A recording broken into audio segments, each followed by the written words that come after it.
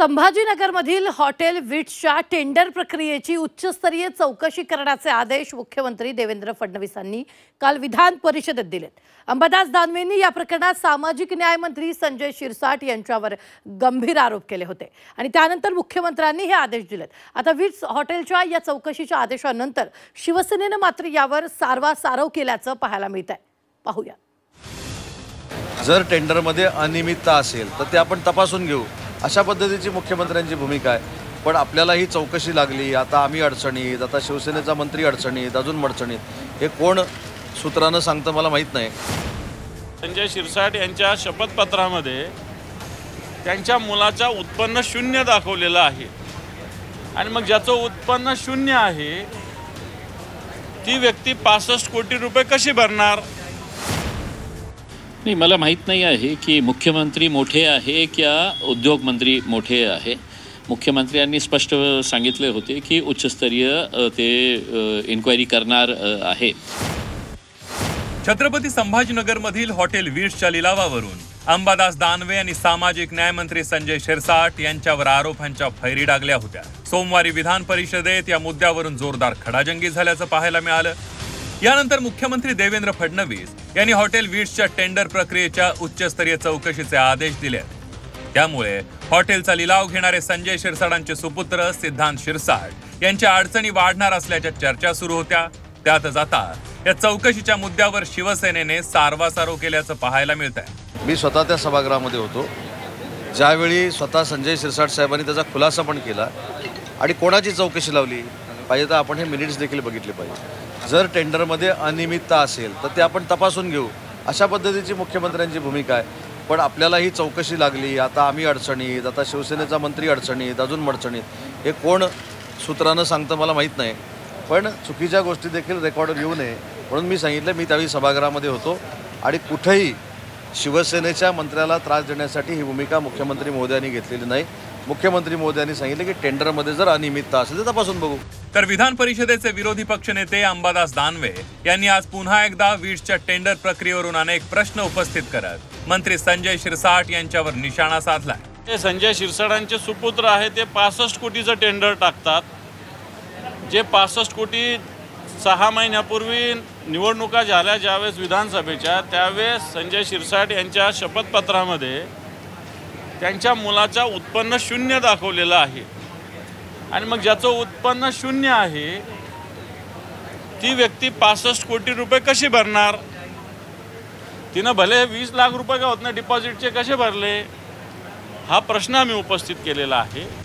तर मुख्यमंत्री मोठे की उद्योग मंत्री मोठे असा सवाल करत MIMचे नेते इम्तियाज जलील यांनी शिवसेनेवर जोरदार हल्लाबोल केला। पुढल्या काळात शिरसाटांच्या MIDC भूखंड घोटाळ्यासंदर्भातही उद्योग मंत्री उदय सामंत यांना उत्तरं द्यावी लागणार आहेत असं म्हणत जलील यांनी सामंत यांच्यावरही निशाणा साधलाय। स्वाभाविक आहे, त्यांच्या पक्षातले आहे आणि त्यांची जबाबदारी आहे एकमेकांना सांभाळून घ्यायचं। कारण जे मंत्री उदय सामंतनी जे बोललेले आहेत त्यांच्या विभागाचाही एक मोठं प्रकरण बाहेर आलेलं आहे ते MIDC लँडच्या संदर्भात आणि ते उद्योग मंत्री असल्यामुळे त्यांनाही उद्या खूप सारे उत्तर देण्याची आवश्यकता आहे आणि माझी अपेक्षा आहे की ते मुद्दासुद्धा विधानसभेमध्ये येईल आणि त्यावेळी त्यांना जे सांगायचे आहे की त्यांच्या खालचं जे भ्रष्टाचार सुरू आहे MIDC मधला त्याच्या बाबतीतही आपण बोललं तर जरा बरं होईल मला असं वाटतं। विधान परिषदेत सोमवारी हॉटेल विट्सवरून विरोधी पक्षनेते अंबादास दानवेंकडून सामाजिक न्याय मंत्री संजय शिरसाट यांच्यावर गंभीर आरोप करण्यात आले होते। शिरसाट यांचा मुलगा सिद्धांत शिरसाट यांनी नियम डावलून टेंडर प्रक्रियेत भाग घेतल्याचा आरोपही अंबादास दानवे यांनी केला होता। दानवेंचे हे आरोप मंत्री संजय शिरसाट यांनी फेटाळून लावले होते। या सर्व खडाजंगीनंतर मुख्यमंत्री देवेंद्र फडणवीस यांनी विट्स हॉटेलच्या टेंडर प्रक्रियेच्या उच्चस्तरीय चौकशीचे आदेश दिले होते। जी कंपनीच रजिस्टर नाही, जिचं इन्कम टॅक्स 3 वर्षाचं नाही, हिला टेंडर देता येतं का? नसेल तर या कंपनीवर FIR करा, हिला ब्लॅकलिस्ट करा, हा माझा प्रश्न आहे। दुसरी गोष्ट, याच्यामध्ये सॉलन्सी सर्टिफिकेट 40 करोडचं द्यावं आणि मिनिमम 45 कोटीचं फायनान्शियल इयर मध्ये सर्टिफिकेट असं। ही कंपनी 6 महिन्याची आहे, हे 3 वर्षाची अट टाकलेली ही नाहीये। माझं म्हणणं हा मुद्दा बेसिक, तुम्ही याला उत्तर द्या। तुम्ही जर अशा पद्धतीने देत असाल, उद्या कोणी घेतं म्हणाल तर तुम्ही कशी काय देणार आहे कंपनी? हॉटेलची किंमत ही कोणी काही महाशय सांगतात 130 झाली पाहिजे, 160 झाली पाहिजे, 200 झाली पाहिजे. मूळ तुम्ही समजून तर घ्या विषय काय आहे. त्या ठिकाणी कोर्टाने निर्देश दिलेत. प्रत्येक टेंडर हे कोर्टाच्या आदेशानुसार काढण्यात आलेलं आहे. प्राइस कोणी ठरवली? प्राइस हे अधिकाऱ्याने ठरवलेली नाही. प्राइस हे कोर्टाने ठरवली. कोर्टात तुम्हाला जर विरोध करायचा असेल तर तुम्ही तो कोर्टाचा करा. कोर्टाने सांगितलंय 6 वेळेला टेंडर झालं, कोणीही आलं नाही. दर वेळेला टेंडर फ्लोट करताना कोर्टाची परमिशन घ्यावी लागते. कोर्टाची परमिशन घेतल्यानंतर टेंडर फ्लोट होते.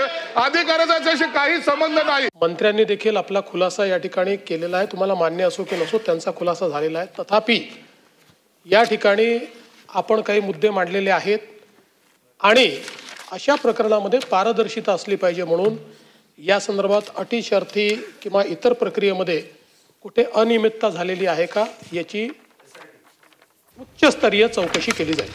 आता हॉटेल वीटच्या टेंडर आणि लिलाव प्रक्रियेची उच्चस्तरीय चौकशी करण्याचे आदेश मुख्यमंत्र्यांनी दिले. या चौकशीमुळे सिद्धांत शिरसाट यांच्या अडचणी वाढण्याची शक्यता वर्तवली जाते. मात्र या चौकशीनंतर या टेंडर प्रक्रियेत घोटाळा झालाय की नाही याबाबतचं सत्य समोर येणार आहे. ब्युरो रिपोर्ट, झी 24 तास.